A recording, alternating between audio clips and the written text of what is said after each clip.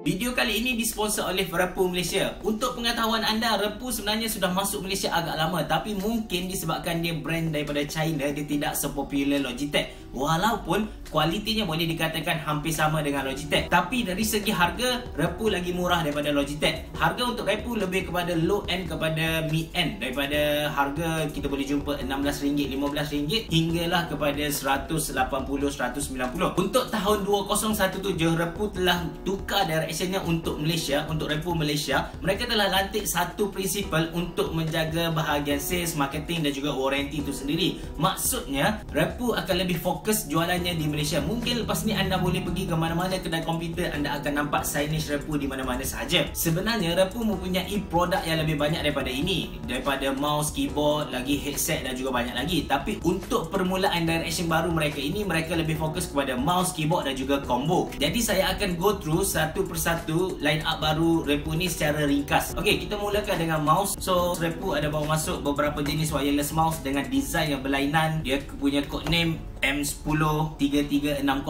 Lepas tu ini pun mouse wireless juga 3100 1090. So ini mouse wireless. Sedikit kelebihan tentang mouse wireless Repu ni, dia bukan pakai frekuensi 2.4. Yes, kita ada juga yang 2.4 macam ni, dia pakai 2.4, ini pun 2.4. Tapi ini pakai 5 GHz punya frekuensi. Jadi dari segi gangguan, dari segi stabil tu, itu lagi stabil. Mungkin boleh digunakan untuk buat bermain game.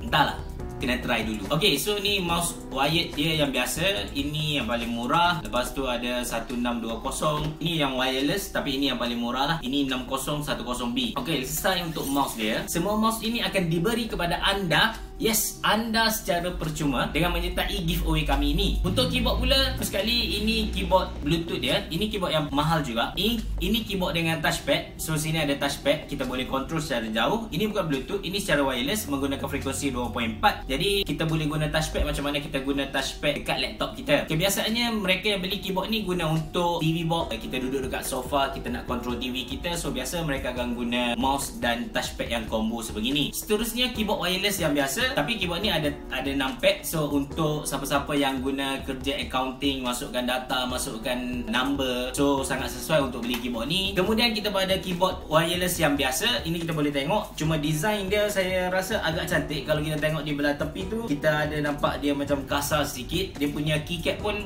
agak kesat ataupun tidak licin, susah untuk kita tersalah tekan. Lagi kita ada wired keyboard yang biasa punya. Seterusnya kita ada wireless multimedia keyboard and optical mouse combo. Dia menggunakan wireless system, bukan Bluetooth, tapi dia ada nano receiver. Jadi kita tak nampak sangat bila kita cucuk dekat USB. Tapi kena ingat, biasanya receiver ni senang hilang. Dan bila receiver hilang, yang pertama memang tak boleh claim warranty. Yang kedua, kita nak cari ganti yang boleh berfungsi dengan keyboard dan mouse ni, boleh dikatakan hampir mustahil. Dan ini keyboard dan mouse wired yang biasa combo. Ini merupakan produk yang paling hot untuk Repu. Last kali kita ada keyboard dan mouse secara wireless, tapi design keyboard dia memang cantik. Kita boleh tengok dia macam ala-ala Transformers macam tu kan. Untuk sertai giveaway kali ni, anda boleh tekan link di bawah, isi nama dekat borang yang disediakan. Pastikan anda like Facebook Mona Lisa dan juga subscribe channel YouTube Mona Lisa untuk membolehkan anda join giveaway kali ini. Nama-nama pemenang akan diumumkan pada hari raya ketiga di Facebook Mona Lisa, dan anda juga akan dihubungi oleh Kak Mona melalui email anda. Okey, itu saja daripada saya. Jangan lupa untuk tekan butang like.